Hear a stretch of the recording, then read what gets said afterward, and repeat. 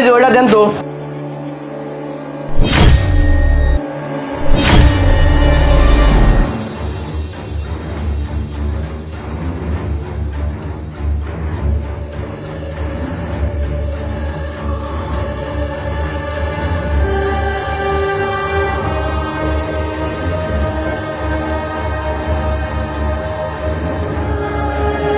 কই কাকা হয়েছে নিয়ে আসেন দেখি।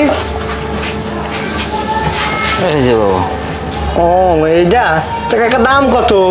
বাবা 180 টাকার দাম। কি কোন কাকা 180 টাকার দাম? নতুন বউ ছাড়তেছে না, সেই জন্য আপনার দোকানে আসলাম। 180 টাকা।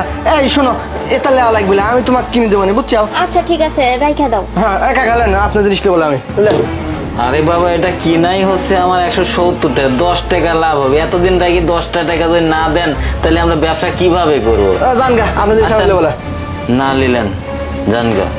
কি ব্যাপার? এখানে আমার অনেক সেমাই ছিল, সে সেমাইগুলি গেল কোথায়? হ্যাঁ, কি ব্যাপার? আপনারাই তো এখানে আছেন, আর আমার সেমাইগুলি গেল কোন জায়গায়? কি আপনার সময় গেছে, আমি কি করি কব? আমি আপনার সময় টামাই দেখিনি। আর আপনি দেখতেছেন আমি নতুন বউলি আছি, আমার হাতেও তো কিছু নাই। দেখেন আপনি ব্যাগ ট্যাগ দেখেন, আপনি কি আমার চোর মনে হয়? আমি নতুন বউলি যাচ্ছি বাড়িতে, আপনার সময় আপনি ভুল রাখছেন না, কোনে রাখছেন? এই শোনা, চলো তো আবার যাই। দাঁড়ান দাঁড়ান কাকা, এখানে আমি সকালবেলা সব পোস পাস করে মসি টুসি থুয়ে দিছি। আরে বাবা তোমরা একটু দাঁড়াও, তাহলে আমার এতগুলি সেমাই কোথায় গেল? আরে বাবা, সেমাইগুলি কোন জায়গায় গেল? আমি এই মুহূর্তে দেখলাম, আর ওই পেস্টে মাল আনতে গেছি, আর সেমাই নাই কো। সেটা আমি কিভাবে কব কত? আমরা আইসি আপনার দোকানে একটা তেল কিনবি, এই যে তেলটা কিনবি রাখছি, তেলটা ভালো লাগে না, সেই জন্য আপনাকে আমি কোথাও তেল ভালো লাগতেছে না। আর আপনি কি আমার চোর মনে করতেছেন? আমরা বংশীয় পোলা, আমার এই বংশে একটা নাম ডাক আছে, বুঝছেন? আমরা কোনো চোর টোর না। আমার আপনি কথা ঠিকভাবে করেন, তাছাড়া কিন্তু আপনার খবর আছে। দোকানদারের মতো থাকেন। এই যে চাচা শুনুন, এইসব ঝামেলা টামেলা কিন্তু একদম আমার ভালো লাগতেছে না। আপনার দোকান কই রাখছেন না, আবার নাও তো রাখতে পারেন, মনের বলে হয়তো বা নাই, তাই না? বিক্রি করে ফেলছেন, এখন আমাদের উপরে ঝামেলা করতেছেন। দেখেন আমাদের সময় নাই, এই চলো। হ্যাঁ চলো, চলে যাই তো। বেশি বোনাস হয়ে গেল। কথা ঠিকভাবে করবেন। আপনার কিন্তু বুড়ি মানুষ জন্য কিছু করছে না, বাপ বয়সী মানুষ জন্য কিছু করছে না। আমার চোর মনে হয় আপনার? ফাউল লোক। আরে না রে বাবা, আমি তো ওইভাবে কথা বলি নাই কো। আমি কি চোর বলছি নাকি? কিন্তু আমার সীমাই গেল কোন জায়গায়? আমি কি করে জানি? কাক না কাক দিছেন, এখন দোষ দিচ্ছেন আমারে। এই লোকটা তার ঝামেলা করতেছে, বুইরা একটা। চলো চলো চলো চলো। এই দাঁড়ান, এদিকে আসেন। কেন এদিকে আসবো? কেন আসেন, এদিকে আসেন। কি সমস্যা আপনার? চাচা আমি বলতেছি যে আপনার দোকানের সময় কোথায় গেছে?